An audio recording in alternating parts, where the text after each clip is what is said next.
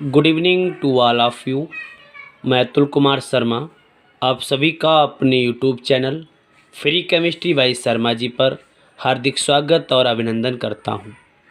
ऐसे सभी स्टूडेंट्स जिन्होंने मेरे चैनल को अभी तक सब्सक्राइब नहीं किया है, सबसे पहले मेरे चैनल को सब्सक्राइब कर लेंगे ताकि मेरे द्वारा अपलोड की जाने वाली वीडियोज़ की नोटिफिकेशन आप सभी के लिए सबसे पहले प्राप्त हो सके।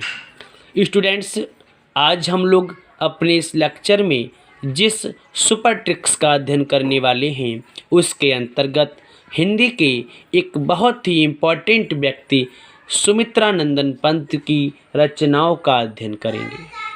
सुमित्रा नंदन पंत जी के द्वारा रचित रचनाओं को अध्ययन कर पाना, उनके द्वारा सभी प्रकार की रचनाओं को स्मरण कर पाना अत्यंत कठिन है, लेकिन मैंने अपनी इस ट्रिक में कुछ ऐसी चुनिंदा रचनाओं का जिक्र किया है जो एग्ज़ाम में पूछी जाती हैं। यदि आप इस ट्रिक्स को ध्यान में रखेंगे तो एग्ज़ाम में सुमित्रा नंदन पंत जी से संबंधित रचना यदि आती है तो आपकी रचना गलत नहीं होगी। आपको करना क्या है, एक कहानी मैंने आपके सामने लिख रखी है, इस कहानी को आप याद रखेंगे। कहानी है कि एक ग्राम का दृश्य है। एक ज्ञानी लड़की जिसका नाम चिदंबरा है, वह अपने सारे काम करके सोने के लिए चली गई। जैसा कि युगों से चला आ रहा है कि चांद बूढ़ा हो रहा है, तारे पल्लू ओढ़ के सो रहे हैं, उत्तर से सूर्य की स्वर्ण किरण निकल रही है, भंवरे गुंजन कर रहे हैं और चारों लोकों से बीड़ा बज रही है, चिदंबरा की ग्रंथि सूख रही है। इस लाइन को यदि आप याद कर लेंगे निश्चित रूप से सारी रचनाएं आपके सामने आ जाएंगी। चलिए ध्यान देते हैं। लिखा है एक ग्राम का दृश्य है। एक ग्राम का दृश्य है। तो बच्चों, आपके सामने जो ग्राम शब्द आया है ये सुमित्रा नंदन पंत की एक रचना का नाम है। तो यदि आपसे पूछा जाए ग्राम किसकी रचना है तो ये सुमित्रा नंदन पंत की रचना है। उसके आगे बढ़ेंगे। लिखा है एक ज्ञानी लड़की।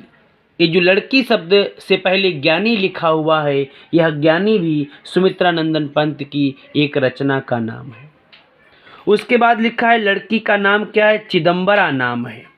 तो बच्चों मैं आपको बता दूं, ये जो चिदंबरा नाम लिखा हुआ है, इस चिदंबरा नाम के लिए बच्चों सुमित्रा नंदन पंत को सन 1968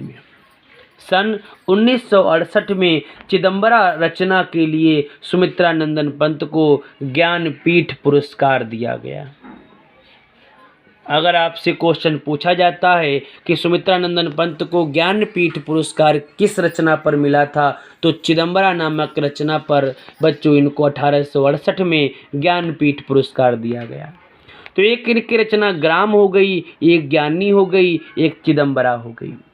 उसके बाद जो लड़की चिदंबरा थी सारे काम करके, तो ये जो सारे काम है वो इनकी रचना का नाम है।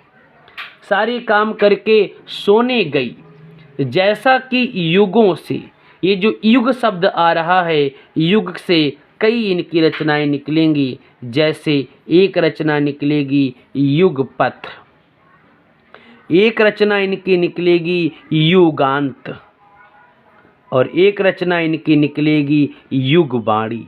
तो आपको ध्यान रखना है कि जैसा कि युगों, ये जो युग शब्द आया इससे इनकी रचना युगपथ, युगांत और युगवाणी निकल करके आती है। तो जैसा कि युगों से चला आ रहा है, ध्यान रखेंगे युग में 3 रचनाएं इनकी शामिल हैं।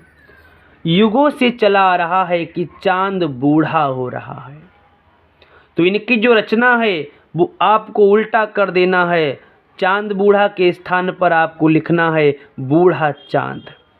तो अगर आपसे पूछा जाए बूढ़ा चांद किसकी रचना है, तो ये भी बच्चों सुमित्रा नंदन पंत की रचना है। तो चांद कैसा हो रहा, बूढ़ा हो रहा है, अर्थात बूढ़ा चांद इनकी रचना का नाम है। फिर लिखा है तारे पल्लू ओढ़ रहे हैं। तारे पल्लू ओढ़ रहे हैं, तो बच्चों तारे से शब्द निकलता है तारापथ। तारे से क्या शब्द निकलता है, तारे से शब्द निकलता है तारापथ। तो तारापथ किसकी रचना है, सुमित्रा नंदन पंत की रचना है। फिर ये जो पल्लू लिखा हुआ है, पल्लू से रचना निकलती है पल्लव। पल्लू से कौन सी रचना निकलती है? पल्लव रचना निकलती है। और पल्लव रचना किसकी लिखी हुई है? सुमित्रानंदन पंत की लिखी हुई है। उसके बाद हम लोग आगे बात करते हैं। बच्चों एक बात और बता दूं, ये पल्लव इनके द्वारा लिखित एक कविता का नाम है। अगर सुमित्रानंदन पंत की कविता का जिक्र होता है तो पल्लव इनके द्वारा लिखित एक कविता का नाम है। तो तारे पल्लू ओढ़ रहे हैं, उसके बाद लिखा है उत्तर से। तो उत्तर का मतलब जानते हैं, उत्तर से भी इनकी एक रचना निकलती है जिसका नाम है उत्तरा। कौन सी रचना बच्चों? उत्तरा सुमित्रानंदन पंत की रचना है। तो उत्तर से सूर्य की स्वर्ण किरण, उत्तर से सूर्य की स्वर्ण किरण। तो स्वर्ण किरण के साथ साथ एक रचना और भी मैं आपको बता दूं, इंपॉर्टेंट है, ध्यान रखिएगा, स्वर्ण धूल भी है। स्वर्ण धूल भी इनकी रचना है। तो स्वर्ण किरण और स्वर्ण धूल इनकी ही रचना है। तो उत्तर से सूर्य की स्वर्ण किरण निकल रही है, भंवरे गुंजन कर रहे हैं। तो ये जो गुंजन लिखा हुआ है ये भी इनकी एक रचना का नाम है।